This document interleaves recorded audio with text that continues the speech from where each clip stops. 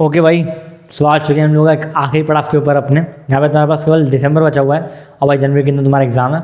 अब देखो यार, इस आखिरी पड़ाव के अंदर ना तुम्हारे पास दो ऑप्शन है, या तो तुम सब कुछ छोड़ दो भाई और एक बार हार मान लो और अगले साल ड्रॉप लेके फिर तैयारी करो, या फिर एक तरीका और है भाई, वो क्या है कि एक बार ज़ोर से मेहनत लगा के कोशिश करके देखो, हो सकता है भाई क्या पता सिलेक्शन हो जाए भाई, क्या पता भाई कुछ चमत्कार वगैरह हो जाए। ठीक है, अब बताओ सुनो, जो बच्चे यहाँ पे आए थे कि भैया मोस्ट इम्पोर्टेंट चैप्टर्स आप हमको बता दो और हम लोग कर लेंगे कुछ ना कुछ, ये वीडियो उन लोगों के लिए नहीं है यार।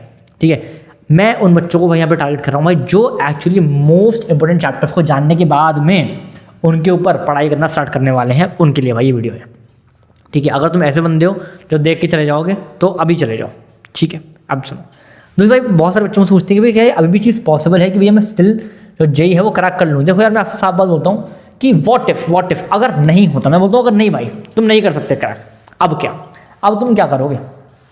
छोड़ दोगे प्रिपरेशन? नहीं छोड़ोगे ना, तो भाई देखो एक आखिरी ट्राई देते हैं, हो सकता है भाई कुछ काम हो जाए। ठीक है, अब देखो मेरी बात सुनो, मैं आज आपको भाई 90 चैप्टर्स के अंदर से ना मेरे भाई मैं आपको 30 चैप्टर्स बताऊंगा जो मोस्ट इंपॉर्टेंट है, मोस्ट स्कोरिंग है भाई, यहाँ से आप उसके अंदर से 180 मार्क्स निकाल सकते हो। 180 से भाई एक्चुअली 200 भी निकाल सकते हो। ठीक है जी, चीज़ों को स्टार्ट करूँ मैं। फिजिक्स केमिस्ट्री मैथ्स के लिए मैं आपको एक एक बताऊंगा, ध्यान से सुनना।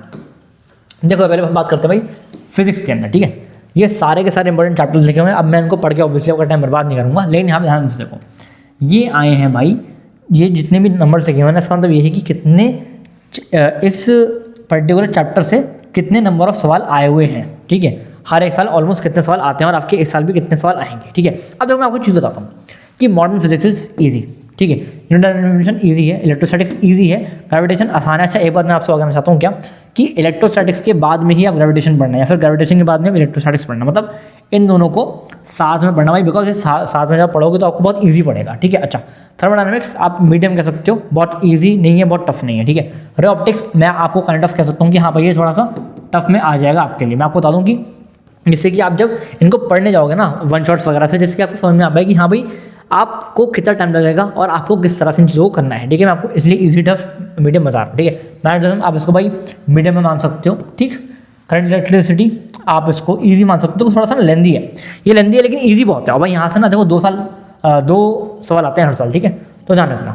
अब सुनो, fluid mechanics tough, it is a tough chapter, लेकिन यहाँ का जो सवाल आता है वो आसान आता है। मतलब क्या है इसका कि ये चैप्टर तो टफ है लेकिन इसका जो आसान आता है सवाल। ठीक है, इतनी बात ध्यान रखना। अच्छा ये बात यहाँ पे ना मैंने EMI प्लस EMW लिखा है, मतलब भाई क्या कि जो EMW है प्रोबेबिलिटी है कि भाई इससे आधा क्वेश्चन तुम्हारे पास आ जाए एग्जाम के अंदर, भाई EMI से 1.5 क्वेश्चन आ जाए। ठीक है, अब देखो EMW is very very very very very easy. ठीक है, और EMI is kind of moderate to tough. ठीक है, वेरी गुड।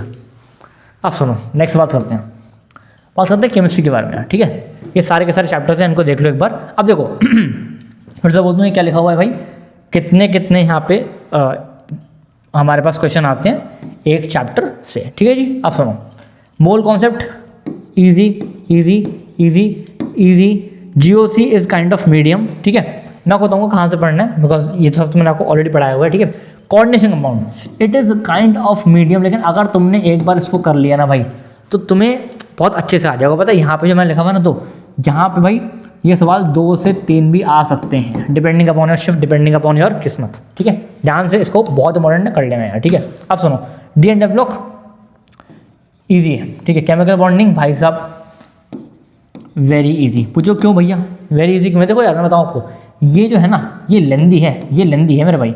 ठीक है, लेकिन ये ईजी है। लेंदी का तो क्या भाई, ये ना बहुत लंबा है लेकिन आसान है।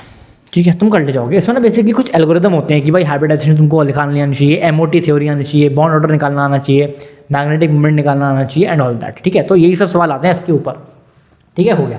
हाइड्रोकार्बन की बात करते हैं नाउ। अकॉर्डिंग टू मी भाई देखो यार, ये ना ऑर्गेनिक केमिस्ट्री के अंदर आ जाता है। भाई मैं ऐसा आपसे कहना चाहता हूँ कि हाइड्रोकार्बन को सबसे लास्ट में करना, सबसे लास्ट में। ठीक है, सबसे लास्ट में करना है और इससे ज़्यादा उम्मीद मत लगाना। देखो यार पूरी ऑर्गेनिक केमिस्ट्री के अंदर यही एक ऐसा चैप्टर है जो सबसे आसान है हाइड्रोकार्बन्स। ठीक है, तो इसको आपको करना चाहिए, डेफिनेटली करना चाहिए। ठीक है, अच्छा और सुनो, इलेक्ट्रोकेमिस्ट्री मीडियम बोलूँगा भाई, इसको मैं मीडियम बोल दूँगा, मीडियम टू टफ। ठीक है, ध्यान रखना। चलो आगे चलते हैं, नेक्स्ट बात करते हैं भाई मैथ्स के बारे में। देखो यार ये सब लिखे हुए हैं, आप पढ़ सकते हो, है ना। ये नंबर ऑफ क्वेश्चन है जो आते हैं। 3D geometry I would say medium है, वेक्टर्स इजी है, सीक्वेंशियली इजी टू मीडियम, ठीक है। मैट्रिसेस इजी, वेरी इजी दोनों चीज़ें, ठीक है। कोऑर्डिनेट इक्वेशन इजी है, डिफरेंशियल इक्वेशन मीडियम है। अच्छा पीएनसी मीडियम टू टफ है। अच्छा यहाँ पे ना मीडियम टफ में क्यों कह रहा हूँ, बिकॉज पीएनसी के अंदर जो वेरिएशन ऑफ क्वेश्चन है ना, ये बहुत सारे हो सकते हैं। हो सकता है अगर तुम्हारी किस्मत अच्छी हुई तो यार यहाँ पे एक ऐसा सवाल आएगा जो आपने ऑलरेडी देखा हुआ होगा, ठीक है। लेकिन अगर तुम्हारी किस्मत खराब हुई तो यहाँ पे ऐसा सवाल आएगा जो तुम कर ही नहीं सकते, जो तुम कर ही नहीं पाओगे, ठीक है। इसलिए मैंने इसको भाई बोला कि टफ, ठीक है। चलो बहुत बढ़िया, आगे बात करते हैं प्रोबेबिलिटी के बारे में। देखो यार अगर आपको पीएनसी आता है तभी मेरे भाई तुम प्रोबेबिलिटी कर पाओगे, ठीक है जी। आगे बात करते हैं ये हमारा मीडियम में आ गया, ठीक है। और रिलेशन फंक्शन आप कह सकते हो इजी टू मीडियम, ठीक है जी। सबको इस तरह से इन चीज़ों को करना है। एंड आई रियली होप कि आपको भाई इससे काफ़ी ज़्यादा इंसाइट मिली होगी कि आपको एक्चुअली कौन से चैप्टर्स करने हैं और कौन सी चीज़ें इजी मीडियम और हार्ड है, जैसे कि आप लोग एक्चुअली समझ पाओ कि हाँ आपको किस प्रायोरिटी में चीज़ों को खत्म करना है, ठीक है जी। So this was all about this प्यारा सा वीडियो यार।